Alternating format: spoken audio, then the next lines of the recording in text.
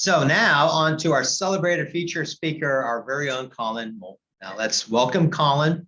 Collin's worked with the great Robin Williams, Ron White, Dave Chappelle, you name it. Now he has his own comedy special on Showtime and has been featured on Comedy Central, and he's been featured on SMA Town Halls. Not forget Yes, that. yes. Right, and it's great to have you back. Let's give a big hand to Collin. Hello. You guys are making this too easy. You're making it. This is Cinco. I don't know if you're going to be able to catch up to me, but welcome to Cinco de Mayo. That I looks appreciate. like Cinco Cerveza. Yet another opportunity. By the way, it's called Cinco de Mayo because 16 de septiembre is too many words for somebody who's had 5 tequilas. That's the actual Independence Day of Mexico. However, this is yet another holiday that has been co-opted by American alcoholics. Second in a row. We just did this with St. Patty's Day. We talked about how the first St. Patty's Day celebration took place in Florida, and this was way more diabolical. So this is something I found out in this research. Once again, thank you so much for letting me do these things. Again, this one was way too easy. It seems that many Americans believe that Mexico's Independence Day took place on May 5th, which it doesn't. But the reason that they believe that is because they were led to believe that by the advertising of American beer companies in the 70s. This is the history of this. In the 70s, American beer companies were having a hard time selling beer in September because it was cooler out. So they chose to imply that May 5th had something to do with the independence of Mexico, which it did not. So they could sell more beer because May is a hotter month and they could sell more beer. And let me tell you this, as I come from a long line of multiple 30-day chip holders. And let me quote my father, my mother, my uncles, and probably many relatives that I'll never get to meet because of their own bad decisions. Let me say this: never underestimate the power of an alcoholic rationalization. It can really affect your holidays. That being said, the true Cinco de Mayo is mired in glory and valor. It's amazing. I don't know how much history you've covered so far on this, because I think I only missed a little bit of the food stuff. But if you don't know, this is what happened. Mexico owed France some money, or so France said. And when Pierre and the crew came a-calling, the 4,000 or so farmers and regular everyday people of Pueblo, Mexico, defeated 8,000 professional French soldiers, which whatever, with rudimentary weapons like scythes and farm implements and machetes and probably cheese graters. They were probably like, "Get back, cheese eater." So they won. The point is they won, and that's the celebration of Cinco de Mayo. Celebrates the war of in Pueblo. And look, I'm not taking anything away from the valor and the courage of the people shown there, but if we had a holiday every time the French lost a war, we'd never get anything done, you guys. So the other thing is, notice I said war and not battle, because although they lost almost every war they've been in, France has won more battles than any other European or Asian country. They win all the battles and none of the wars. So it's the exact opposite of what you're supposed to do. Maybe they just high five a lot. Maybe that's, after the, how like you high five after a good play and then you miss the rest of the plays. So I don't know.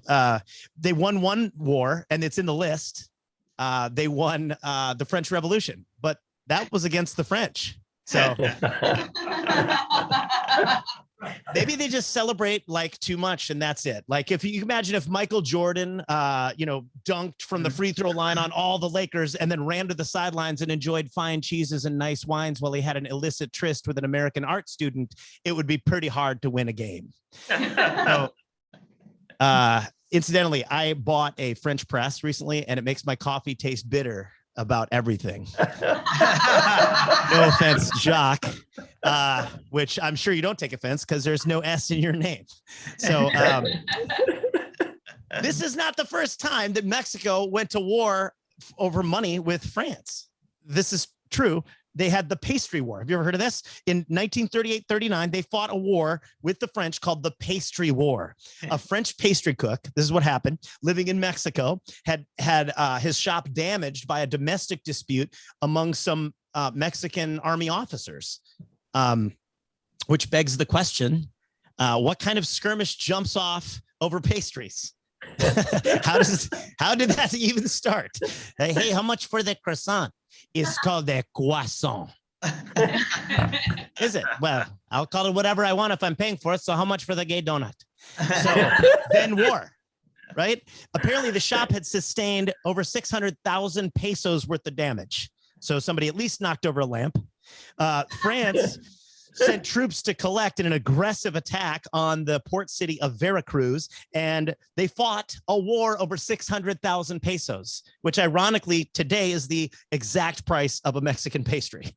Whatever. I get to go to Mexico a lot because of my job. So we'll go to these resorts and we have a great time. And I love Mexico more than anywhere else I go. It is my favorite. It is so fun. I go on cruise ships and sometimes I board the cruise ship there. So this is my favorite where they send me there. And I get to be there for a whole day before the ship shows up, and I stay at a hotel, and it's incredible. I love the culture. I love the people. I think it's beautiful and original and vibrant. It's original. They have roundabouts. Roundabouts are, to me, like they're Mexico. You know, if you've ever been to a roundabout, if you've ever been to a Mexican city with roundabouts, then you know that life should be cherished because at any moment, this could be your last moment. And also raccoons. They have their own raccoons. Our raccoons weren't good enough for Mexico. They have their own raccoons. It's a cross between an anteater and a monkey or something. It's the weirdest looking thing. And it can move its nose around like this. And it's called a coati or a coatimundi. But my favorite name for them, and this is true, Snookum Bears. Snookum Bears. They're amazing. And they have a lot of them in Cozumel. And I know this because, and I'll tell you this story. It's not a sad story. It's a good story. It starts a little sad. My mother passed. And the next day I was supposed to be in Cozumel to board a cruise ship the following day. So I went to Cozumel just after my mother passed. And my mother, as I mentioned earlier, was no stranger to alcohol. And shall I say? And so I got there and I thought, what would my mom want me to do? I'm in Mexico. Oh, get blacked out drunk. That's what she would have wanted. So that's what I did. In honor of my mother, I sat and I remember this moment where I was like, I had that moment. Have you had that moment where you look around and you go, this is too much drunk. This is too much drunk. I shouldn't do this drunk. And then I woke up in my hotel to the phone ringing, and I answered it, and it was the front desk guy, and he says, Mr. Moulton, the man is here. And I said, the man is here? And he said, yes, Mr. Moulton, the man is here for you. The man for you. You wanted the man to come. He came. He's here. And I'm like, okay. So I hung up and I started looking for clues because that's what you do. I found clues. I found a receipt. I found a flip-flop. I had one flip-flop. That's a good sign. Didn't lose them both.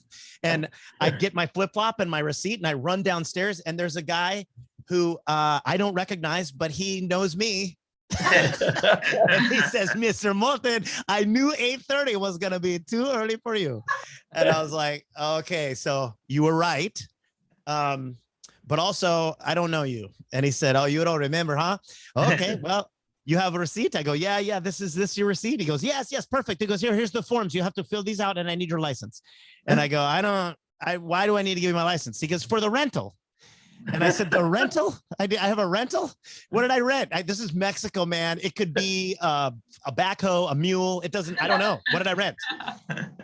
He says, the rental for the scooter. And I'm like, oh, a scooter. So I blacked out and rented a scooter. That's brilliant. I'm doing good things. And I'm blacked out. I should have never quit drinking.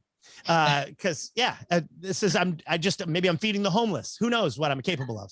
And he says, yeah, you're the scooter. And I said, great. So this is just for me to use for the day. And he goes, no, you'll have to hurry.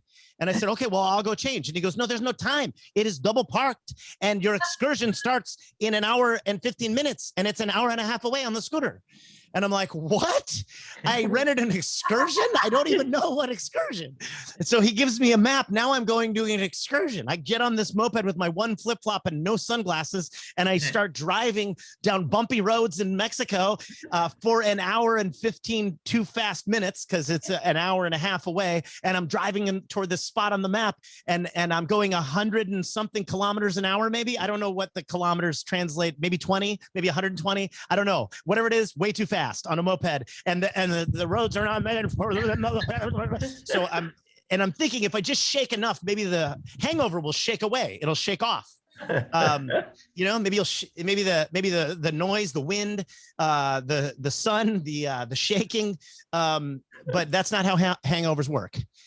They just get worse under those conditions. So I showed up at this beautiful gate, and I'm like, a gate? Now I don't know what to do. And I show up and they ask my name, and I said it, and oh, come in, Mr. Moulton. Yes. So I had rented this excursion on a beach at Punta Sur in Cozumel. And I go into this beach area, and in the beach area is just the people there that work there, and at this bar on the beach. And yeah, it was beautiful. And there was flights of tequila, and everywhere you looked, snookum bears. Snookum bears. And that's when I knew there's an afterlife, because my mother would have wanted it that way. She would have wanted me to enjoy snookum bears and a flight of tequila. But first, she would have sent me hungover down a rocky road at 100 kilometers per hour on a moped. So there is an afterlife, and it's in Mexico. The point is that Mexico is fun, and the people are about family and food and dancing and culture. There's food. There's specific foods that are kept to be part of these, like Cinco, like elote.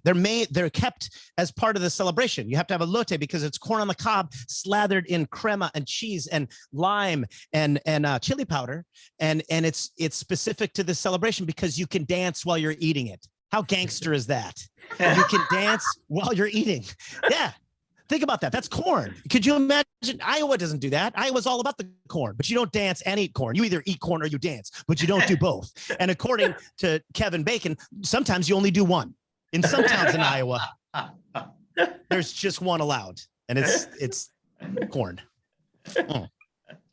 So, the other thing is margaritas, which is specific, I think, to Mexico, probably, right? But it was invented in the 40s. Did you know that? Mexico was partying without margaritas for generations, and they did it. So they became popular in the 40s, and then the momentum of the frozen margarita became so much that in the 70s, there's this guy in Dallas, a restaurateur, had so many margarita orders that he didn't know what to do, and he took his soft serve machine and he adapted it to make it into a margarita machine. It's the first ever margarita machine in 1971. And after 34 years of service, he retired it. And it is, in history, the first frozen margarita machine. And it literally sits in the Smithsonian. I swear, I can't make that part up. Yeah. So maybe my mom was not an alcoholic. Maybe she was just an inventor. She just was born too late. So roundabouts, I'll say, are dangerous, but at least they're fun. You know, we have merry-go-rounds, and it's safe but boring. To me, a merry-go-round reminds me of marriage in some ways. That like the first, like every time around's a year, and the first 3 or 4, there's a lot of smiles and waving. Like, look at that, smile for the picture. And then 6 or 7 years in, the smile gets forced, right? And then at 10 times around on the merry-go-round, and now you're noticing the other horses, kind of. You're like, it's a nice giraffe, honey. Did you see the giraffe? I like the giraffe. Some guys just go straight to the bench at that point. They're like, I want that bench. I like the bench. And then 20 times around, and everybody pretty much is like, so what are we doing after this? Because if we don't leave this ride soon, they're going to close the park. So with that being said, let me say thank you once again for letting me be part of holidays co-opted by American alcoholics. This has been the greatest series that I've ever been a part of. So thank you very much. And next time. Great. Hey, Collin, thank you so much. I think we have a trivia quiz, right? Yes, we do. I We was just do. doing my little bow out so that I could bring the trivia now. So I have your Okay. trivia. Are you ready? We have We're really ready. good trivia. So everybody gear up. Now you have to keep your own scores and be honest. Okay. Please be honest. Be honest. Number one, this is Town Hall 97 trivia. What is the cultural significance? We're going to start off slow. What is the cultural significance of Cinco de Mayo? A, celebration to the god of tequila. B, celebration of Mexican Independence Day. Or C, celebration of General Santa Anna's victory over Texas. Or D, the Battle of Pueblo. Okay, so that's a warm up. If you got Battle of Pueblo, you are correct. Okay, that's one. All right, keep your own score. Number two, what is Mexico's real name? A, Federal de Central Americo. B, Baja de Americo. C, Estados Unidos Mexicanos. Or D, Estados de Tequila y Snookumbears. I feel like it's the fourth one. Okay. Number three, when was Mexico City declared the capital of Mexico? Was it 1776? That's A. Sounds familiar to me. Number B, letter B, 2016. C, 566 BC. And or D, last Tuesday. Here we go. Number four. What is a Mexican torta? A, sandwich. B, cake. C, burrito. D, reptile.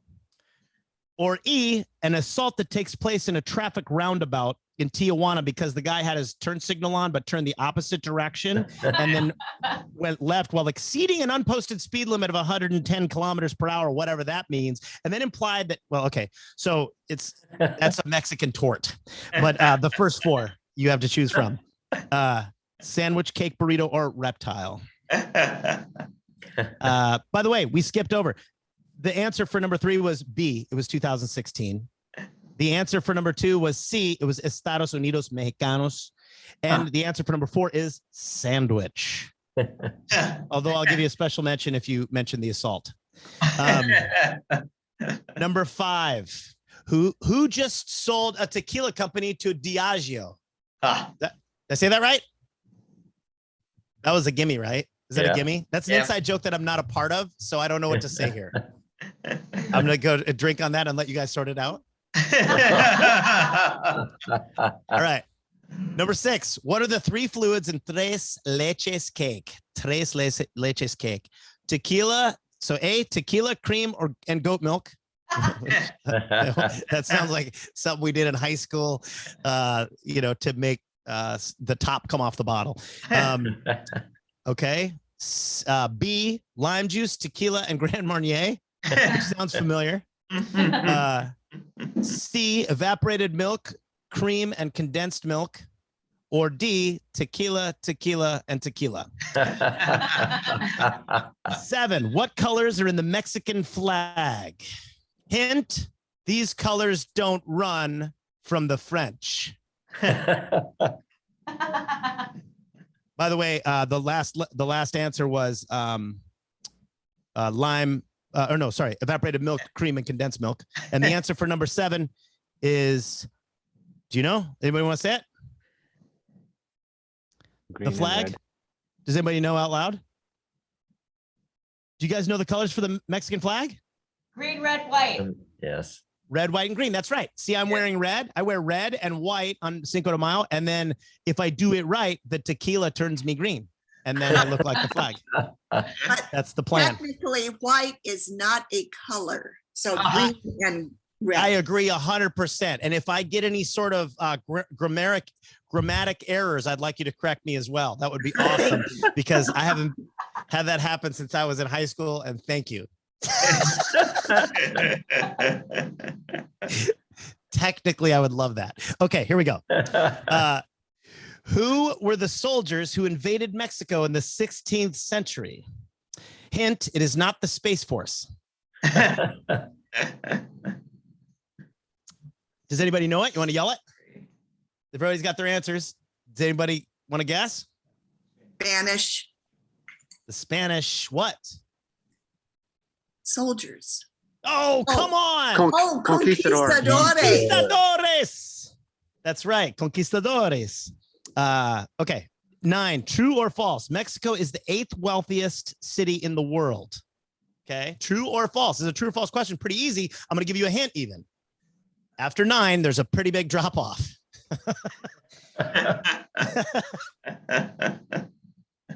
That would be a truth. Yes, true. So number 10, how many states are there in Mexico? I'm going to name 3 of them and then you'll have to work from there. I'm aware of the 3 states: state of fun, state of fear, and state of borracho. You have to do the, I don't know how many more, but does anybody have a number? Do we have numbers? Anybody got them numbers? I'm gonna put you on gallery. I'm just looking at myself. There we go. Does anybody have a number? One of these? Alan, you got a number? What do you think it is? No? Somebody throw out a number. I'll tell you how close you are. We'll do a warmer, colder. We'll do a jalapeno crema. So crema's cold, 20. jalapeno's hot. 20. Melissa says 7. Oh, okay. 20. Okay, crema. 30. Oh, whoa. Jalapeno. Who said 30? Lucky? What do you got, buddy? Keep going. 31, 32. 31! That's exactly correct. You left the state of Snookum Bears out, I think. That's my favorite state. Okay. Where are we? Let's see. What is the largest cat to be found in Mexico? And this is a recent discovery. Not recent. I mean, it just won the largest. It's always been there. Jaguar. Jaguar is correct. Was that a British person who spoke? No. Well, you spoke British. It was a Jaguar. Yes, it was a Jaguar. And it recently just overtook a cat that was owned by a lady named Lupe in Costa Maya. It's a 39-pound tabby named Torta. So, what is the most common surname in Mexico besides Romney? Does anybody know?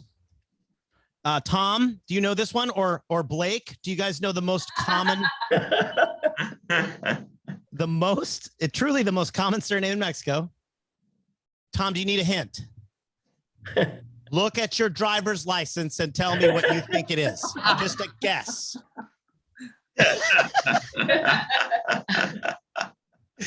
It is actually Hernandez. Number 13. How many times did Mexico host the World Cup? Oh, I'll give you a hint. In 1986 is one of them. There's more than one, and it's one of them was in 1986 because they took it from Iowa because Iowa refused to allow dancing at the after party. How many do you think? Hold them up. What do you think?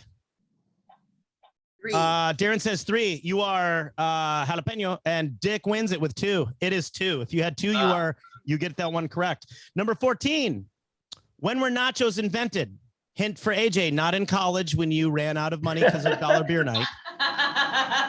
When were nachos invented? Does anybody have a guess year-wise? Alan? Dick, you seem to be on a roll. No? Okay. 1970. 1970 is incorrect. Let's think about the margaritas. The margaritas were invented in the, I said it earlier. It's like you're not listening. The 40s. So it's in the 40s. It is, if you got 1943, you are correct. And let me clarify, it was invented for a group of visiting U.S. military officials. That's why they invented them, swear to God. Because they were like, oh, what can we feed them that'll keep them from making that weird face when they eat jalapenos? So number 15, how many coatabundis or snookum bears does it take to make a person smile? You just nod when you see it. 1. Yes. If you got one, you're correct. Who loves Mexican food? Number 16, and would eat Mexican food 7 days a week. AJ. It's pronounced ahai at the restaurant he goes to. But yes, that is correct. It is ahai. Number 17 and our final trivia question.